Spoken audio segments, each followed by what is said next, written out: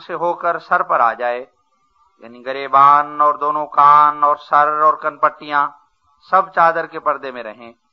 اور اپنے پیروں کو زمین پر ناچنے والوں کی طرح نہ ماریں۔ یہ وہ تدبیر ہے کہ جس کی پابندی ٹھوکر سے بچا سکتی ہے۔ اور دوسرا طریق بچنے کے لیے یہ ہے کہ خدا تعالیٰ کی طرف رجوع کریں اور اس سے دعا کریں تا ٹھوکر سے بچاوے اور لغزشوں سے نجات دے۔ زنا کے قریب مت جاؤ، یعنی ایسی تقریبوں سے دور رہو جن سے یہ خیال بھی دل میں پیدا ہو سکتا ہو، اور ان راہوں کو اختیار نہ کرو جن سے اس گناہ کے وقوع کا اندیشہ ہو۔ جو زنا کرتا ہے وہ بدی کو انتہا تک پہنچا دیتا ہے۔ زنا کی راہ بہت بری راہ ہے،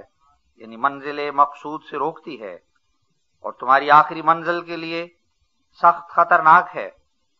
اور جس کو نکاح میسر نہ آوے، چاہیے کہ وہ اپنی عفت کو دوسرے طریقوں سے بچاوے، مثلا روزہ رکھے یا کم کھاوے، یا اپنی طاقتوں سے تن آزار کام لے۔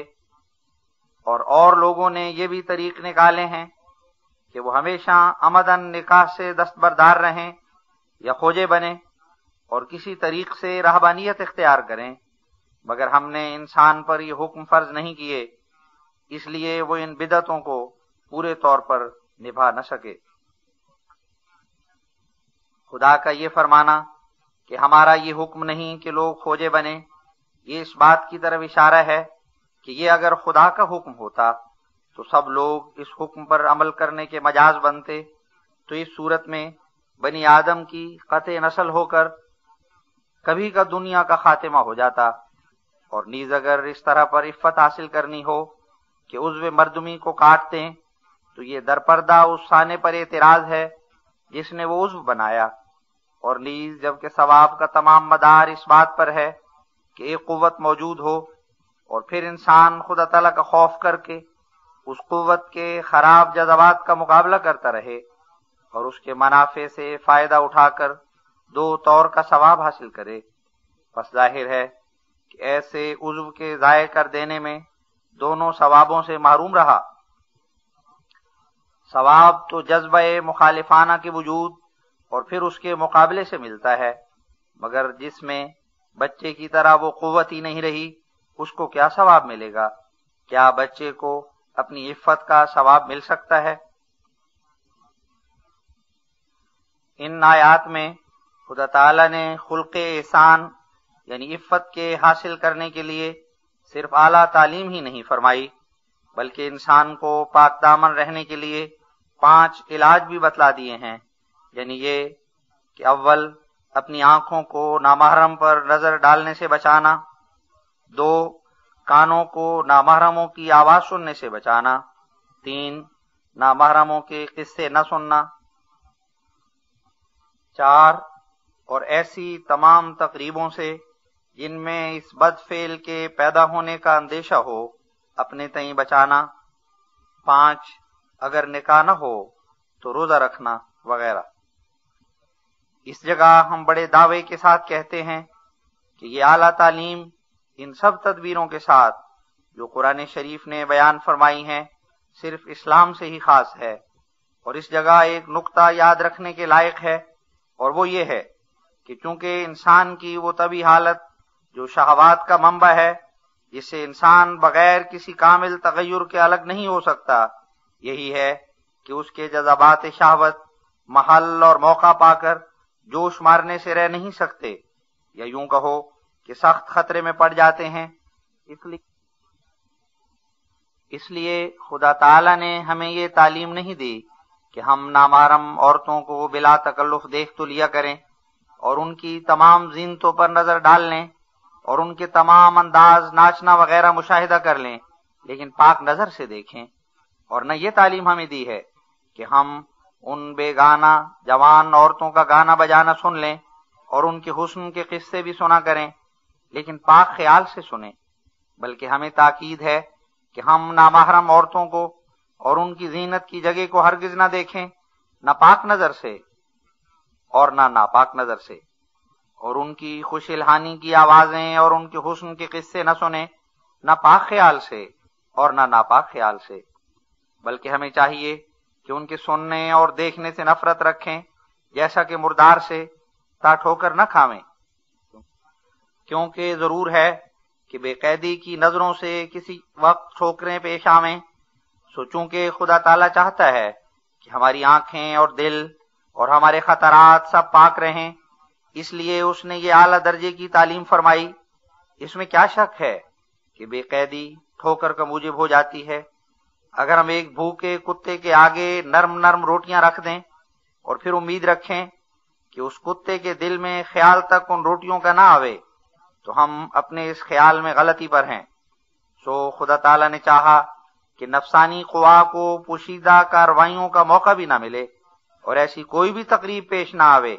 جس سے بد خطرات جنبش کر سکیں۔ اسلامی پردے کی یہی فلسفی اور یہی ہدایت شرعی ہے۔ خدا کی کتاب میں پردے سے یہ مراد نہیں کہ فقط عورتوں کو قیدیوں کی طرح حراست میں رکھا جائے، یہ ان نادانوں کا خیال ہے جن کو اسلامی طریقوں کی خبر نہیں، بلکہ مقصود یہ ہے کہ عورت مرد دونوں کو آزاد نظر اندازی اور اپنی زینتوں کے دکھانے سے روکا جائے، کیونکہ اس میں دونوں مرد اور عورت کی بھلائی ہے۔ بالآخر یاد رہے کہ خوابیدہ نگاہ سے غیر محل پر نظر ڈالنے سے اپنے تئیں بچا لینا اور دوسری جائز النظر چیزوں کو دیکھنا، اس طریق کو عربی میں غض بصر کہتے ہیں، اور ہر ایک پرہیزگار جو اپنے دل کو پاک رکھنا چاہتا ہے اس کو نہیں چاہیے کہ حیوانوں کی طرح جس طرف چاہے بے محابہ نظر اٹھا کر دیکھ لیا کرے، بلکہ اس کے لیے اس تمدنی زندگی میں غض بصر کی عادت ڈالنا ضروری ہے، اور یہ وہ مبارک عادت ہے جس سے اس کی یہ طبی حالت ایک بھاری خلق کے رنگ میں آ جائے گی اور اس کی تمدنی ضرورت میں بھی فرق نہیں پڑے گا۔ یہی وہ خلق ہے جس کو احسان اور عفت کہتے ہیں۔ دوسری قسم ترک شر کے اقسام میں سے وہ خلق ہے جس کو امانت و دیانت کہتے ہیں، یعنی دوسرے کے مال پر شرارت اور بدنیتی سے قبضہ کر کے اس کو ایذا پہنچانے پر راضی نہ ہونا۔ سو واضح ہو کہ دیانت اور امانت انسان کی طبی حالتوں میں سے ایک حالت ہے۔ اسی واسطے